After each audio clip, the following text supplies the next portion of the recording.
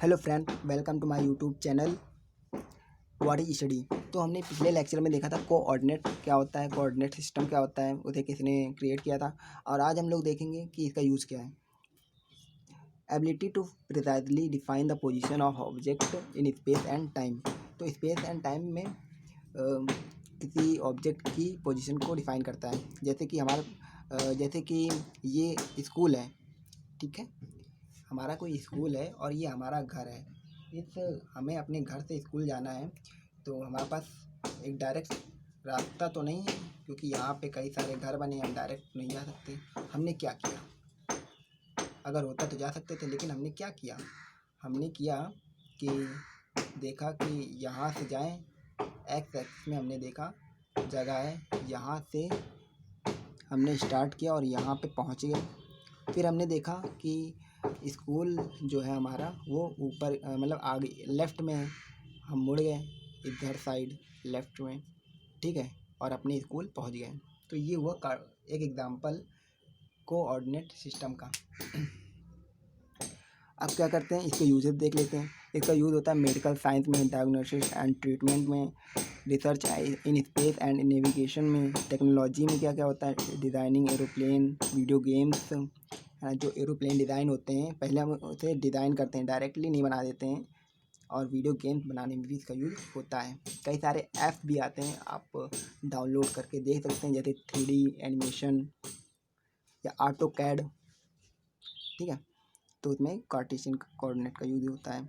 अब आगे बढ़ते हैं कार्टेशियन कोऑर्डिनेट। जैसा कि हमने अभी बताया और पिछले लेक्चर में बात भी कर चुके हैं कि जो XYZ प्लेन होता है उसी को हम कार्टेशियन प्लेन कहते हैं, और इसी पूरे सिस्टम को कहते हैं कार्टेशियन कोऑर्डिनेट सिस्टम, ठीक है। इसमें हमने मान लिया कोई जैसे पहले कुछ देख लेते हैं। ये एक्स प्लेन लिया, ये वाई एक्सिस है, ये एक्स एक्सिस है, ये जेड एक्सिस है। आप किसी को भी एक्स वाई जेड मान सकते हैं, ठीक है। अगर ये एक्स है, ये वाई है, ये वाई है, तो ये परपेंडिकुलर जेड होगी हमारी, है ना। जैसे कि हम एक्स से वाई चले, ये एक्स है, ये देखिए ये एक्स है, एक्स से वाई मुड़े तो जो थंब है हमारा, थंब एक्स से वाई चले तो थंब है, ये जेड एक्सिस की डायरेक्शन को शो करता है, ठीक है, परपेंडिकुलर। तो हमने ऐसा मान लिया, कुछ आप कुछ भी मान सकते हैं, एक्स वाई जेड। इसमें एक बहुत छोटा ऑब्जेक्ट रखा हुआ है, बहुत ही छोटा ऑब्जेक्ट रखा हुआ है। तो हमें इसकी डिफरेंशियल लेंथ फाइंड करनी है। हमने कहा ठीक है भाई, फाइंड कर लेते हैं डिफरेंशियल लेंथ, इसमें कौन सी बड़ी बात है।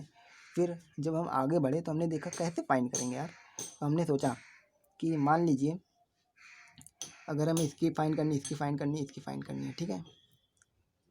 हमने कहा कि ए से एफ तक चलो, ए से एफ तक जाओ। हमने कहा ठीक है चलते हैं। हमने क्या कैसे जाएंगे, पहले हमने कहा ए से डी तक गए, डी से सी तक गए, ये सी है, और सी से एफ तक चले गए। हमने कहा पहुंच गए भाई, वाह क्या बात है, हम तो पहुंच गए। फिर हमने कहा इसको डिफरेंशियल लेंथ के फॉर्म में, एक वेक्टर के फॉर्म में डिफाइन करो। हमने कहा अब ये कैसे करेंगे यार। फिर एक बहुत समझदार आदमी आया, उसने मुझसे कहा अरे इसमें कोई बड़ी बात नहीं है, बताता हूँ मैं। तो उसने क्या बताया मुझे क्या बताया उसने कि ए से डी, हमें मालूम है ए से डी ये जेड एक्सिस है। देखिए ये ऊपर की तरफ गया है, ये भी ऊपर की तरफ गया है ना, ये जेड एक्सिस है। यानी कि ये क्या होगी, ये होगी हमारी, या ये जेड है, डी जेड। इसकी बहुत छोटी लेंथ है ना, बहुत छोटा ऑब्जेक्ट तो लेंथ भी बहुत छोटी होगी, है ना। तो हमने क्या लिया, डी जेड। इसका डायरेक्शन क्या है, हमने डायरेक्शन लिया एक unit vector A Z cap. हम इसमें आई कैप, जे कैप, के कैप नहीं लेंगे, ठीक है। ये गलत नहीं है, लेकिन यहाँ पे हम लोग ए जेड कैप, ए एक्स कैप, ए वाई कैप का यूज़ करेंगे, जिसे हमें आसानी रहे समझने में, ठीक है। डी जेड, ए जेड कैप, हमने इसके बारे में पहले भी डिस्कस किया है। बेस वेक्टर होता है, यूनिट वेक्टर भी कहते हैं इसको। अब हमने कहा कि ए से डी तो चले गए, ए से डी, डी से सी, प्लस सी से एफ जोड़ दिया। ए से डी चले गए, डी से सी चलना है। ये देखा हमने कि ये डी वाई है, यानी ये लेंथ जो होगी डी वाई लेंथ, ये पूरी लेंथ वाई है, इस लेंथ में हमने एक, ये देखिए, ये इस लेंथ और इस लेंथ में क्या डिफरेंस है, ये बहुत छोटी लेंथ हमने मानी है डी वाई। डायरेक्शन कौन सी है भाई, ये वाई कैप, ठीक, हमने लिख दिया, पे प्लस लगाया हमने। फिर ये देखा किसी से एफ जाना है तो ये बाहर की तरफ है, परपेंडिकुलर है इन दोनों के, ठीक है। डी एक्स लिखा, इसकी दूरी क्या होगी, डी एक्स होगी, बहुत छोटी लेंथ। फिर ए एक्स, इसकी डायरेक्शन कौन सी है, ए एक्स कैप,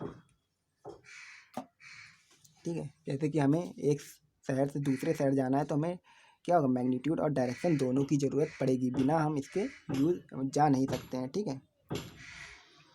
अब आगे हम पढ़ेंगे, जैसे कि इसको हमने इस तरह से लिख लिया, पहले एक्स वाला लिखा, फिर वाई वाला, फिर जेड वाला, ये हो गया हमारा डिफरेंशियल लेंथ। और कार्टेशियन में हम लोग कोई वेक्टर ए है, उसको हम लिख सकते हैं ए एक्स कैप, ए एक्स कैप, ए वाई कैप, ए जेड कैप, ठीक है। और ये कोऑर्डिनेट है ए एक्स ए वाई ए जेड, है ना। कोई वेक्टर ए है तो हम इसको इस तरह से लिख सकते हैं, इन दोनों को, ठीक है। तो बस इतना ही था। तो होपफुली आप लोग समझ में आया हो, और ना आया हो तो ज़रूर बताइएगा। तो thank you for watching my video. Next में हम देखेंगे differential surface and differential volume. तो थैंक यू।